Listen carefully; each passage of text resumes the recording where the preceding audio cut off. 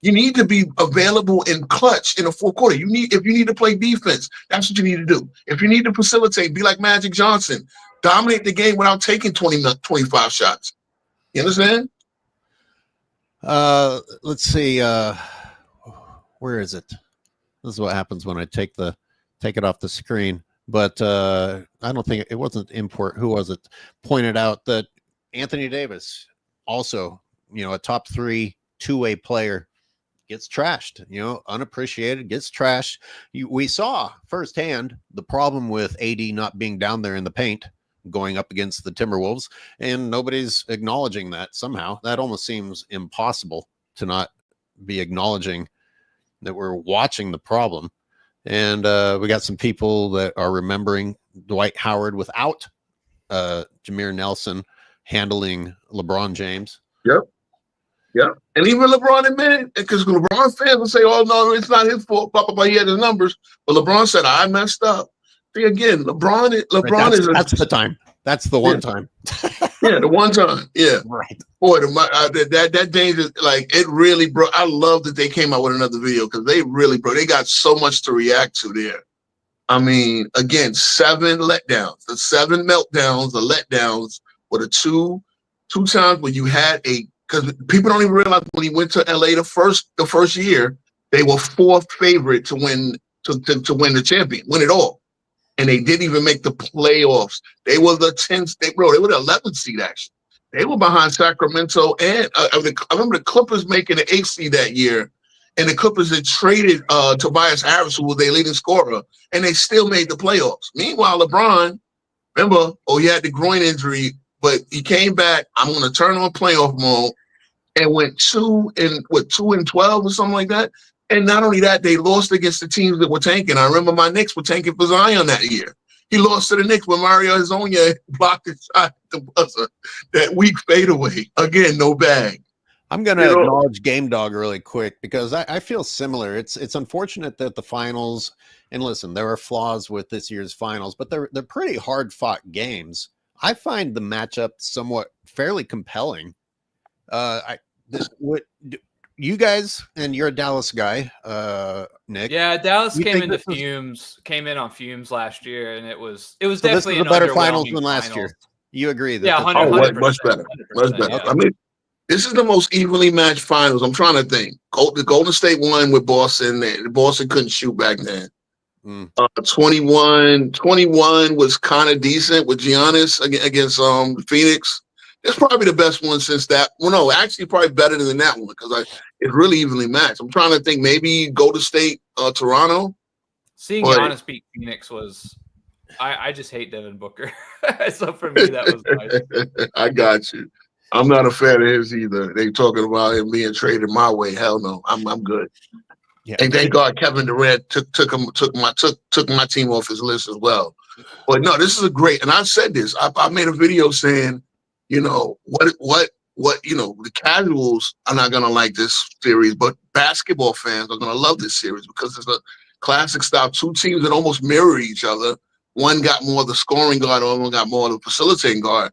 But they get up and down. It's a real heavyweight fight, this one. And, it doesn't surprise me that we're 2-2 at this point. I still got OKC winning the next 2, though. So, gentlemen, I have a big day of editing my reaction to Danger Productions. Get on that, bro. I've been taking my time. I've been taking my time on it, because that's a masterpiece, and I'm not gonna just fuck it up. So I might. Me and my partner might try to do a live react to that. We just should have just play it, and just because I'm real good. I know you're great with I'm real good at just scoring off the cuff, man. Yeah, I was tempted. I was like, you know what, this is so good. Maybe I don't need to put more work into it, and I'll just react live, or maybe it deserves more work. Let me shout out Count Kilroy Graph coming through with a super chat here at the end of the show. LeBron seriously using it's not the size, it's how you use it. Defense to excuse his fun size candy bar wrapper size bag. Ooh. Ouch. Boy, oh boy.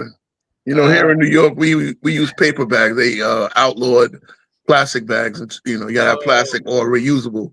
So he has the paper bag on a rainy day. You know, what I'm saying? You know, half your stuff will be on the floor by the time you get home. hey, good luck for good. I mean, congrats if that's actually still working. I think San Francisco banned them in 2012, and nothing changed. Nothing. Yeah, I mean, yeah, it's still you can still get it from restaurants and stuff, but yeah, we just use either you gotta get a reusable bag to the store, they give you the paper bags, and you know they're no good yet. Oh, the hardships of human beings. Everybody, Happy Father's Day, fellas. happy Father's Day. Yeah, Thanks happy for Father's tuning Day, in, everybody. Nick. Good to see you again. Yes, sir. All right. Haas, stop showing up at the end of the show. We could have used you earlier, buddy. All right. All right, everybody.